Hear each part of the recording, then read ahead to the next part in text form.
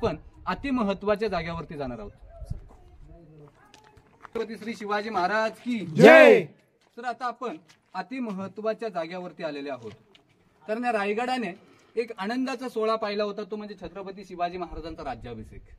पण अखेरचा दिवस उजळला, सूर्य मावळला, महाराष्ट्र पोरका झाला 3 एप्रिल 1686 मध्ये याच रायगडावरती आणि त्या राजवाड्यामध्ये आपल्या राजांचं निधन झालं होतं।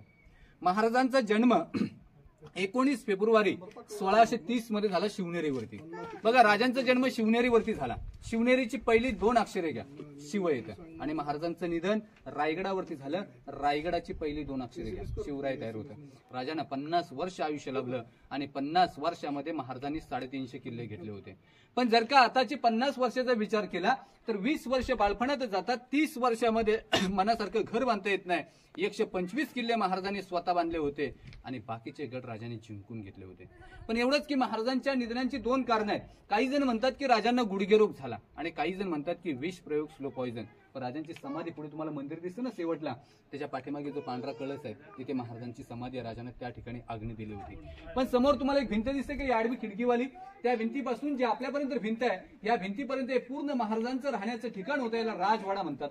राजवाडा 2 मजले उंच होता आणि याच्यावरती पूर्वी लाकडी छत होतं। पण राजवाड्याला अधोमध खिडकी आहेत, यांना टेहल्ली बुरुज म्हणतात, म्हणजे पहारा करायचे। आपल्या समोर जो चौथरा आहे, ही जी जागा आहे ना, ही अति महत्वाची जागा होती। ते महाराजांचं बेडरूम होतं। राजांनी अखेरचा श्वास या जागेवरती सोडला होता। येणारे शिवभक्त इथली माती सुद्धा आपल्या कपालाला लावतात। म्हणून तर म्हटलं जातं की जर का जिजामाता तुम्ही जन्माला आल्या नसता तर आमच्या अंगणात दिसली नसती तुळस, आणि शिवराय तुम्ही जन्माला आले नसता तर मंदिरांचे राहिले नसते कळस। महाराजांनी मंदिरांचं रक्षण केलं, राजांनी मस्जिद पाडली नाही किंवा कधी कुराण झालं नाही। पण सर्वात महत्वाची गोष्ट म्हणजे प्रतापराव गुजरांची मुलगी जानकी आणि राजारामांचं लग्न याच राजवाड्यामध्ये झालं होतं। कारण पहिल्यांदा प्रतापराव गुजरांनी भैलोल खानाला पकडलं होतं। भैलोल खाना औरंगजेबचा सरदार होता, तो शरण आला, प्रतापराव गुजरांनी त्यांना सोडून दिलं। कारण महाराजांच्या स्वराज्यामध्ये जो शरण येईल त्याला माफ केलं जायचं। पण जेव्हा राजांना समजलं, महाराज प्रतापराव गुजरांवरती रागवले, बोलले की तुम्ही त्या भैलोल खानाला सोडलाय पण तो पुन्हा स्वराज्यावरती आक्रमण करू शकतो। आणि तसंच झालं।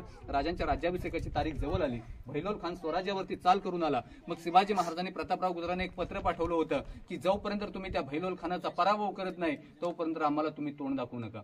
मग ते बघा, वेड्यात मराठे वीर दौडले 7 माऊले भैलोल खानाच्या 20,000 फौजेमध्ये शिरले, 7च्या 7 मारले गेले। प्रतापराव गुजरांची मुलगी जानकी अनाथ झाली होती, तिचं लग्न महाराजांनी राजारामांसोबत याच राजवाड्यामध्ये केलं होतं। आता प्रत्येक चौथऱ्यांवरती हे जे काही चौकणी दगड आहेत याच्यावरती पूर्वी लाकडी खांब होते, मग त्याच्यावरती छत होतं। राजवाडा 2 मजली उंच होता, म्हणजे सागवानी लाकडाखाली पैठणी कापडामध्ये मशालीच्या उजेडात हे 350-400 वर्षापूर्वीचं वैभव कसं दिसत असेल हे फक्त आता आपण कल्पना करू शकतो। इथे पाण्याचे टाके होते, पिण्यासाठी पाणी साठवलं जायचं। जे चौकणी आहेत कृती हे राजांचं बाथरूम होतं। याच्या पाठीमागे एक रूम आहे, त्या रूमला टाकसाल म्हणतात। टाकसाल म्हणजे शिवराई होन राजमुद्रा नाणी बनवायचे, कॉइन्स वगैरे छापखाना, मिंट आता जसं नाशिकमध्ये छापतात ना रिझर्व्ह बँक, तसे इथे छापायचे। एवढंच की आताच्या नोटीवरती सत्यमेव जयते असतं, महाराजांच्या काळामध्ये त्यांची राजमुद्रा होती, म्हणजे प्रतिभ चंद्र लेखे व वर्धी विष्णुश वंदिता शहा सुनो शिवसंशा मुद्रा भद्राय राजते।